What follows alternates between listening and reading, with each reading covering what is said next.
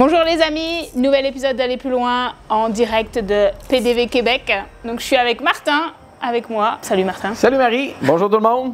Et on va commencer cet épisode d'Aller plus loin avec, alors tu vas me cultiver, je vais apprendre des expressions québécoises. En fait, tu vas faire un examen là, avec moi. Oh là là, la pression. Je vais te faire un quiz qu'on avait l'habitude de faire avec notre ami Chris Stout, comme vous aimez l'appeler. Nous, on l'appelle Chris Stout. Là. C'est ça. Mais lorsque Chris venait faire prêcher au camp de neige, on faisait toujours un petit quiz.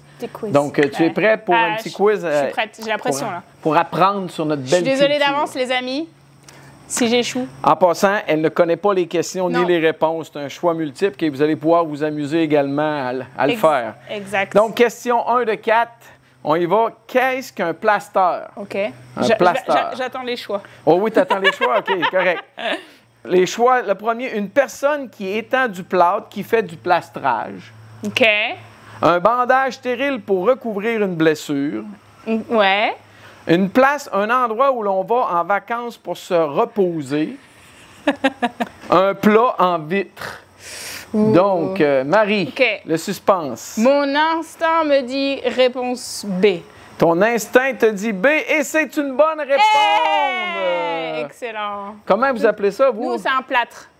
Vous appelez ça un plâtre? Ouais. Ah, OK, nous, un Ouais, plaster. Un plâtre. Hein. Oui, c'est ça. Hey, tout de même, 1 sur 1, tu as Hey. au moins 25 à C'est ton bon. quiz. C'est bon. Mon honneur est sauf. Oui, exact. Deuxième question. Qu'est-ce que du ou un prélard? OK? OK. On y va avec les choix de réponse. Un mets québécois, de la soupe très consistante à base de pois. Choix A. B. C'est la version québécoise d'un prélat, un évêque catholique ayant reçu la prélature. Un prélard. OK. De la viande de cochon très grasse que l'on appelle parfois du lard. Ou bien un recouvrement de sol de plancher. Ah, je dirais C. Tu dirais c'est de la Ouais. viande de cochon très grasse. Non. Non? Essaye un autre. Bah D alors. Ça me fait D. rire. C'est littéralement un recouvrement de sol de plancher. J'adore. On appelle ça du prélard, nous autres, ici au Un Québec. prélat. Ouais. Ah, c'est intéressant. C'est ouais, du donc, coup le ciment, quoi? Non, ça, c'est un recouvrement que tu vas mettre par-dessus. De la tuile. Ah, d'accord, donc, mais pas de la tuile céramique, ça serait de la Mais céramique. ça peut être n'importe quel... Oui, souvent, c'est en une grande feuille que tu découpes pour OK. faire ajuster. Ça, c'est un prélat. Un prélat. Ouais. Prélat. C'est bon, hein? Ouais. Là, ça s'en va en... Et là, c'est du next oui, level. oui, on là. continue. Là, à date, tu as au moins 50 là. Non, tu as minimum 25 au quiz de là 4 là. questions. La troisième étant, que signifie l'expression « en way » ? En way. Jamais entendu. Non? Non. OK. Demander à quelqu'un de se dépêcher le plus possible. A. OK. B. Être dans un mauvais état d'esprit, être fâché, être en way. Ouais. OK. Être dans la lune, il est en way. Ouais, ça me pourrait. Mettre son ordinateur en mode veille. En way, tu comprends? Yes. Donc, et les auditeurs à la maison, là, essayez, là. Allez, j'ai envie de dire C. Être dans la lune. Être dans la lune, mais Ah. mauvaise réponse. Ta deuxième choix serait quoi? La réponse A. Demander à quelqu'un de se dépêcher le plus possible. Et c'est ça! Yes, je sauve mon honneur. Excellent! Tout de très même, les bien. deux fois, tu l'as eu deuxième. C'est rattrapage. Je me souviens de Chris, il les a tous essayés avant de tomber dessus parfois. Toutes les réponses. En way, là, dépêche. Je vois Jean-François là-bas. Ouais, dépêche, fais ce que t'as à faire, là. Ouais! Des guédines. Ça aussi, c'est un autre. C'est pas évident. Là. J'adore. Donc, t'as 1 sur 3 jusqu'à maintenant. Tu peux encore avoir 50 là. Allez. On y va. Question C'est la 4 de dernière 4. chance. C'est la dernière. Voilà. La question est, que signifie le verbe sabrier? OK? OK. J'ai découvert que vous ne saviez pas ça, donc je trouvais ça drôle. On connaît pas. Aller se mettre à l'abri le plus vite possible, sabrier. Ah, ça aurait du Se sens. bâtir un abri en forêt à l'aide de branches et de feuilles, OK. sabrier. Se recouvrir à l'aide d'une couverture, sabrier. Et D, s'éclairer, briller, se faire voir pour éviter un accident, sabrier. J'ai envie de dire la une. La une, aller se mettre à l'abri le plus vite possible. Mais mauvaise réponse. Ton deuxième choix? Bah, la B, se bâtir un abri en forêt. Mais Ah, sérieux? Non! Oui, oui. Bah, du coup... Ah, et est-ce que ce sera la D? S'éclairer? Non? Mais... Ah, donc du coup, c'était se recouvrir à l'aide d'une C'est couverture? se recouvrir à l'aide d'une couverture. Nous, lorsqu'on se couche à la maison, là, Ouais. ben, abrille-toi. Ah, je connaissais pas. Et c'est drôle parce que j'ai découvert ça à tout hasard une fois. Les gens ne savent pas qu'est-ce que le verbe s'abriller Non. veut dire. Non, Donc, nous, on se couvre.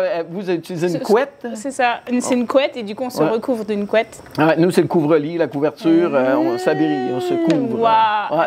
Ah bah, Donc, tu as eu 25 au moins, t'as sauvé l'honneur. Moi, j'ai sauvé mon honneur. Et on a appris des choses, là. Ouais, exact. On est bilingue en québécois. C'est bon. Ouais.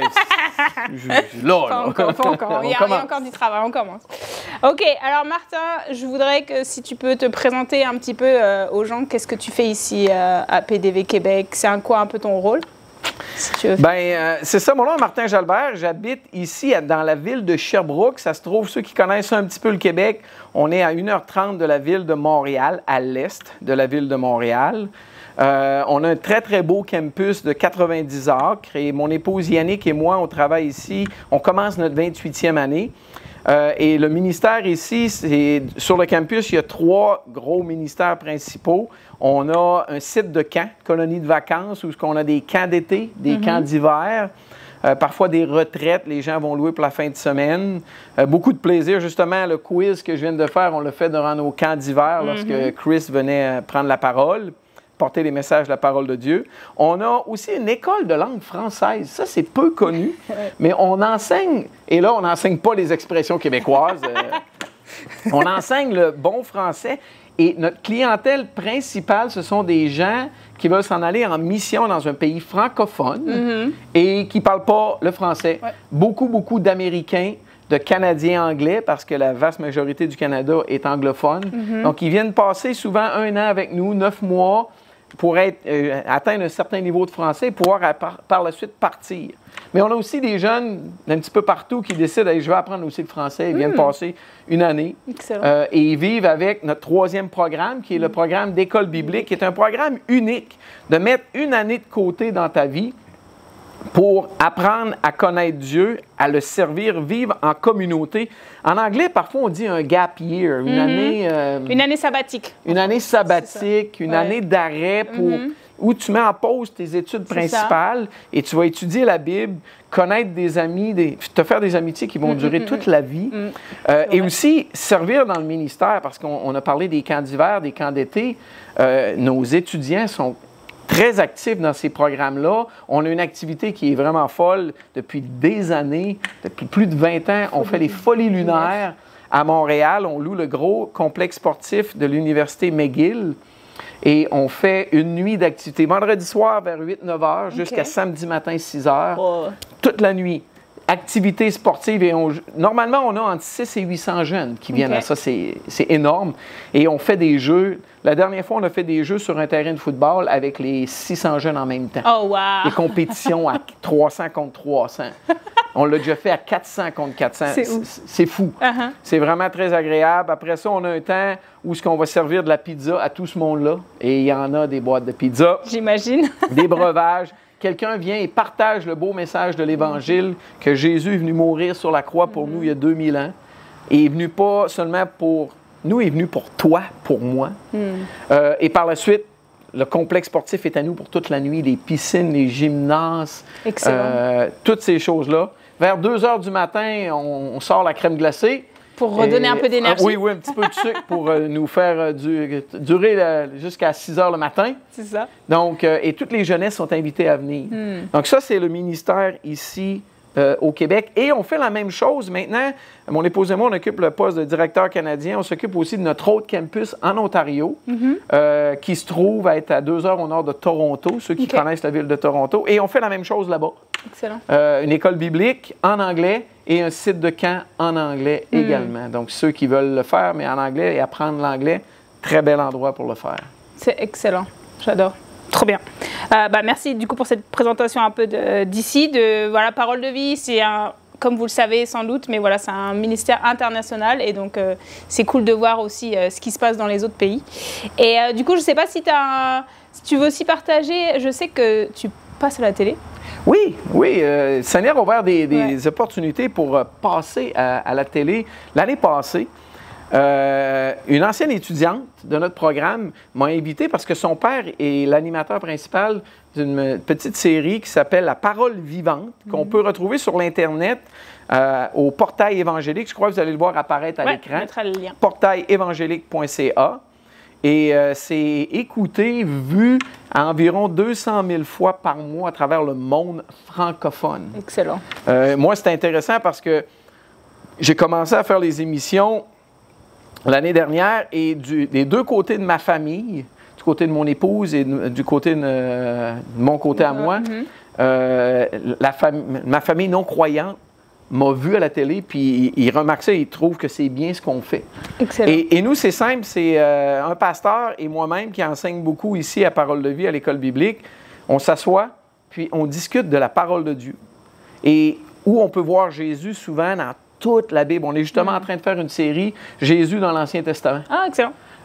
Donc, on peut partager clairement le message de l'Évangile. Et c'est pas très, on dit en bon québécois, stagé, là, préparé d'avance au bout de chaque ligne. Non, c'est deux hommes qui discutent. Deux amis qui discutent. Ouais. On ouvre la Bible, on va lire les sujets. Puis là, pendant que mon ami Simon dit quoi, ça me fait penser à un verset, je tourne dans ma Bible. Et c'est ce que les gens semblent beaucoup apprécier, la spontanéité de l'émission. C'est comme si les gens hésitaient avec vous et partagent ensemble. C'est un peu ce qu'on veut essayer de faire à chaque fois avec les aller plus loin. Il n'y a pas vraiment trop. Oui, bien là, actuellement, on est tous en train de suivre le texte que tu as écrit à la ligne. Il y a un prompteur là. Ah oui! Je ne l'ai pas encore vu, moi là. Non, mais c'est cool en tout cas. Et oui, ça fait une autre ressource française aussi où, pour nous ici en France. Je sais, on n'a pas beaucoup de. Donc, et tu mentionnais un petit détail que Parole de vie est internationale. Mais on a tout de même le privilège d'être le ministère francophone. Exact. Il y a un petit peu en Afrique qui se Togo. fait avec, au Togo avec Serge Lemay, puis quelques autres pays qui développent un peu. Mais la grosse base de Parole de vie en français, ça a commencé au Québec et peu de temps après en France. D'ailleurs, Chris Stout est venu étudier le français ici avant de traverser avant de venir, avant de venir en le France. lac pour aller vous rejoindre. C'est ça, le lac, le grand lac. Oui, le grand lac. Excellent. En tout cas, merci beaucoup pour ton temps, Martin. Ça fait vraiment plaisir. Et de toute façon, on va faire des choses avec Québec. On continue à développer avec les étudiants qui viennent aussi nous aider sur la propriété en France. Donc, c'est vraiment encourageant de partager un peu les deux cultures. Exactement. Puis j'aimerais peut-être terminer avec un petit texte de la parole de Dieu, tout court. Un verset que tout le monde connaît. Il y en a plein. Je pensais à Josué 1,8 qui dit que ce livre de la loi ne s'éloigne point de ta bouche. Médite-le jour et nuit pour agir fidèlement selon tout ce qui y est écrit. Car c'est alors que tu auras du succès dans tes entreprises, c'est alors que tu réussiras. C'est un verset que la plupart des gens connaissent par cœur. Que tout le monde dit « Ah oui, c'est un beau passage. Et j'aime dire que d'aller dans un camp croyant, aller au camp à Parole de vie en France, venir étudier la parole de Dieu avec nous à Parole de vie pendant toute une année, dans mon livre à moi, c'est de mettre ce verset-là en pratique. Je pense à un autre verset que tout le monde connaît, le psaume 119, verset 11. « Je serre ta parole dans mon cœur afin de ne pas pécher contre toi. » Et là, les gens sont quasiment là. « Ah, c'est beau! » Oui, maintenant, est-ce qu'il y a moyen de le mettre en pratique? Tu dis que tu crois à cela.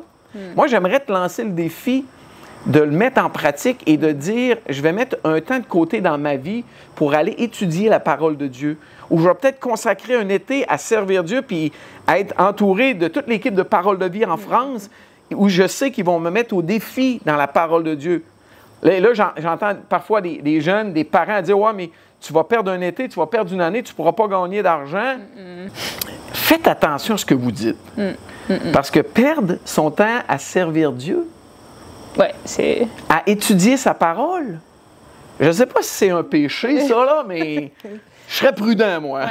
C'est vrai. Donc, ça, c'est mon petit défi pour vous. On dit souvent on aime Dieu, qu'on aime sa parole. Est-ce qu'on peut le montrer, faire un acte concret et d'aller servir dans un camp, de mettre une année de côté pour comprendre Dieu et sa parole et son plan pour nous?